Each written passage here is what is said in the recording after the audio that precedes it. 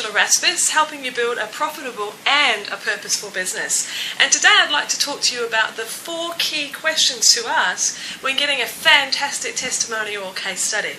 Now, we all know how important it is to get hold of these case studies. It's our proof that when someone is considering working with us, that we can talk till we're blue in the face and until the cows come home to say how great we are at what we do and how we can transform their situation, solve their problems, solve their challenges, etc. But they really do need to know from a third party that we can actually deliver the goods and do what we claim. And that is, of course, where testimonials and case studies come in. Now, first and foremost, what is the difference between a testimonial and a case study? Basically, a testimonial is the short version, almost like the sound bite or overviewing what happened. A case study is longer and gives far more detail. Wherever possible, I really recommend that you start with a case study because, of course, you could extract a testimonial from that. But in either case, there are 4 key questions to ask, which I'll walk you through now. Before you actually ask them, naturally the assumption is that you're going to do great work. That's always the first step. But once you've got a client that is really happy with the transformation that's taken place, the service that you've provided, the product that they've experienced, these are the steps that you go through. In the first instance, you ask, number 1, what was it like before they were working with you? Now, this is the scenario where you're establishing what the problem was, what the challenge was, what it was they needed to overcome. Now, this is where it helps for the person reading the case study to get resonance, identification. Yes, that's the sort of problem that I'm experiencing. So you ask them for that question.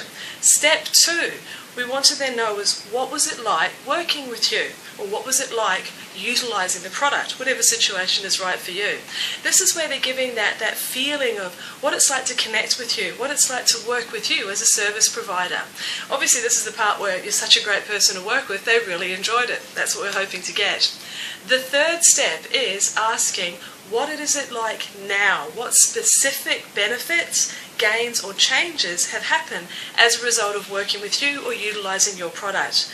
Now, with this, the key is get as specific as possible. Saying something like, well, I've had business growth is not as good as saying, my sales have gone up by 17%. The more specific you can get in terms of what happened, the better it is. It really helps with that validation and proving that you're a great person to choose to do business with. Now, there's one question that a lot of people overlook, but it is a corker.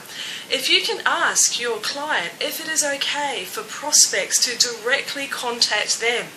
By that I mean in the bottom of the testimonial case study, the person saying, and you are welcome to contact me directly to validate or to expand on this feedback. It could be through their LinkedIn profile, through a direct email address, or through their website. But that is the perfect way to finish up a case study or a testimonial because not even really a potential client doesn't have to come to you.